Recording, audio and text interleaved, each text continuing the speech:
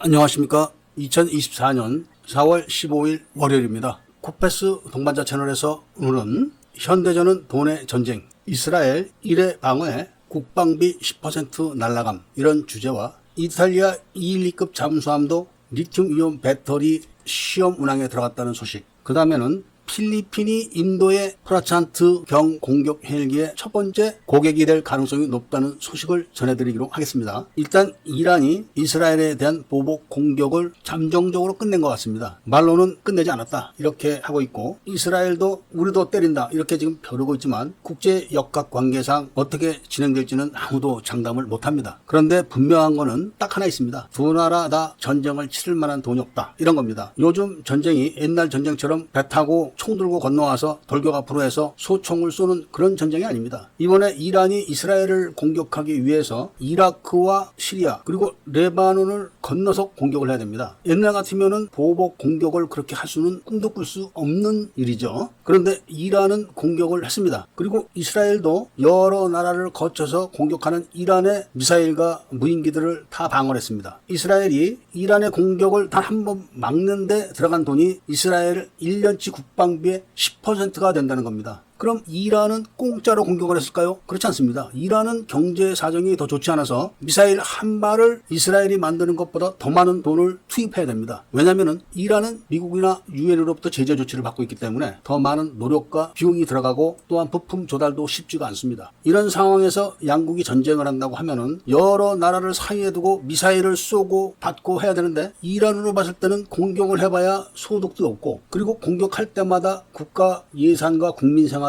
절단이 나는 겁니다. 그런데다가 공격기들이 없어서 공격 수단도 제한적입니다. 이게 요즘 전쟁의 현실입니다. 과거에 구소련이 핵무기를 많이 만들어서 보관하다가 망했다는 이야기가 있을 정도로 핵무기나 미사일, 로켓 이런 것들은 보관, 관리, 유지 비용이 엄청나게 비싸다고 합니다. 북한의 예를 봐도 툭하면 위협적으로 미사일을 발사해야 되지만 실질적으로 미사일을 양산해서 전력화를 시켜놓지는 못한다고 합니다. 돈이 없어서 그런 겁니다. 러시아의 포탄은 수백만 발을 공급했지만 미사일은 26발 정도 밖에 공급을 못했고, 그것도 명중률이 8%밖에 안 된다는 실적만 노출한 겁니다. 러시아도 못 만드는 미사일이 없고 못 만드는 로켓이 없지만 전쟁을 하는 것을 보면은 양산에서 전력화를 하고 그거를 유지 관리해서 군대가 전쟁에 사용할 수 있는 시스템이 없는 겁니다. 중국만 보더라도 로켓군들이 연료를 다 빼다 팔아먹을 정도라고 하니까 이런 모든 정황들을 잘 정리를 해서 분석을 하고 우리나라가 지상과 해상, 공중에서 미사일을 공격과 방어를 잘 할 수 있는 전력화, 유지 관리, 군수 지원, 그리고 피나는 훈련을 반복적으로 해서 유사시에 일거에 적을 제압할 수 있는 능력을 길러야 된다는 교훈을 받았다는 말씀을 드리고, 그 다음에는 이탈리아에서 건조하는 212급 잠수함에서 드디어 리튬이온 배터리를 탑재해가지고 시험항에 나섰다는 이야기입니다. 지금 시험항에 나섰기 때문에 준비는 오래전에 했습니다. 제가 지금 정확하게는 잘 모르겠는데 리튬이온 잠수함을 운영하는 국가가 일본에 이어서 이탈리아가 될지 우리나라가 될지 좀 찾아봐야 될 것 같습니다. 우리나라도 도산 안창호급 배치2가 일본은 진수를 했지만 그 시기가 이탈리아의 212급 잠수함하고 어떤 선후관계가 있는지는 저도 잘 모르겠습니다. 뿐만 아니라 이번에 인도네시아가 프랑스로부터 도입하는 잠수함도 리튬이온 배터리를 장착한 잠수함이라고 하고, 독일도 지금 리튬이온 배터리를 연구하고 시험 중에 있다고 합니다. 요즘 전기차가 일상화되어 있지만 전기차에 한번 불났다 하면은 끄지 못한다는 거 잘 아실 겁니다. 그래서 누가 먼저냐 이것보다는 누구께 더 안전하냐, 그리고 누구께 화재가 나도 진화가 가능하냐, 이런 품질적 신뢰성을 확보하는 게 더 중요하다는 말씀을 드리고, 그 다음에는 필리핀이 인도가 개발한 경 공격 헬기 프라찬트의 첫 번째 고객이 될 확률이 높아졌다고 필리핀 언론들이 보도했습니다. 프라찬트도 경 공격 헬기인데 우리나라의 LHA와는 달리 완전 공격형 헬기의 디자인입니다. 그리고 이 헬기는 해상형으로서 고지대에서도 이착륙이 완전 자유롭다고 합니다. 이 헬기가 현재 56개국과 상담 중에 있기 때문에 우리나라 LHA의 수출 전망에 찬물을 끼얹는 그런 기종으로 알려져 있어서 LHA의 멈티 공격 능력을 서둘러야 된다는 말씀을 드리면서 오늘 이야기를 마치도록 하겠습니다. 애국 시민분들과 밀매분들께서는 구독을 꼭 해주시고 좋아요와 알림 설정을 부탁드리면서 이야기를 들어주신 데 대해서 감사드립니다.